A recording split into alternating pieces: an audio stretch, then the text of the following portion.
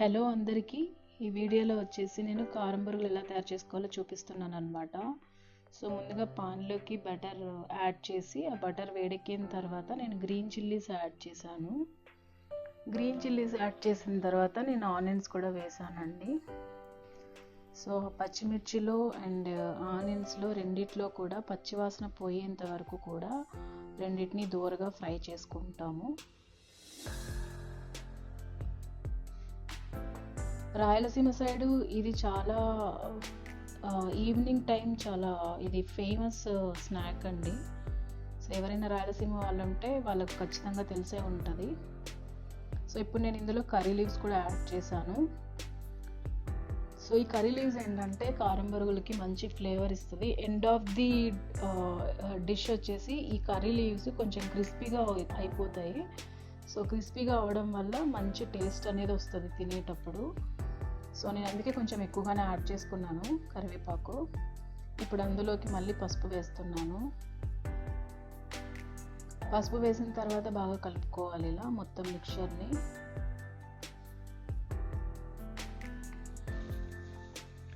చిన్నప్పటి నుంచి ఇది నాకు చాలా ఫేవరెట్ స్నాక్ అనమాట. So almost weekly 2 to 3 times అయితే కంపల్సరీ తింటానండి ఇది నేను.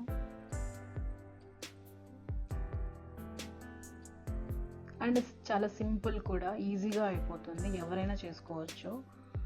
ఇప్పుడు నేను ఇందులో వచ్చేసి చాట్ మసాలా కూడా యాడ్ చేశాను.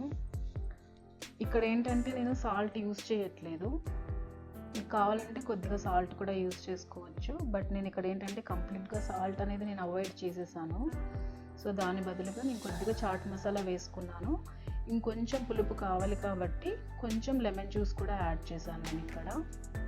సో ఇప్పుడు ఈ మిశ్రమాన్ని అంతా బాగా కలుపుకోవాలి. ఆ lemon juice and chaat masala మొత్తం ఆ మిక్చర్కి అంతా పట్టాలి కదా. సో ఇప్పుడు మొత్తం కలుపుకోవాలి బాగా. అండ్ ముందుగానే నేను ఏంటంటే పుట్నాల పప్పు ఫ్రై చేసి పెట్టుకున్నాను. అవి కూడా నేను ఇక్కడ రోస్ట్ చేసి పెట్టుకున్నాను. అవి కూడా నేను ఇక్కడ యాడ్ చేసేసాను. అండ్ వీటితో పాటు మనం ఇప్పుడు పల్లీలు కూడా యాడ్ చేయాలి. సో పల్లీలు కూడా అంతే అండి, నేను ముందుగానే వాటిని రోస్ట్ చేసి పెట్టుకున్నాను. సో నేను ఇప్పుడు వాటిని కూడా నేను యాడ్ చేస్తాను. డైరెక్ట్గా వేసామంటే ఏమవుతుందంటే ఇవి మెత్తగా అయిపోతాయి అన్నమాట.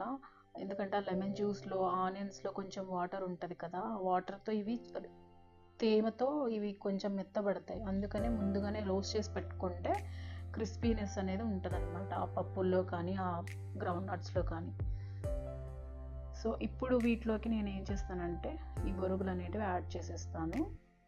సో మొత్తం వీటిని మెల్లగా మొత్తం ఆ కింద ఉన్నటువంటి ఆ మిశ్రమం అంతా ఈ బొరుగులకి పట్టేలాగా బాగా కలుపుకోవాలి. మీకు ఒకవేళ ఇందులో పులుపు తక్కువ అనిపిస్తే మీరు ఇంకా కొంచెం అడిషనల్గా లెమన్ జ్యూస్ కూడా కలుపుకోవచ్చు.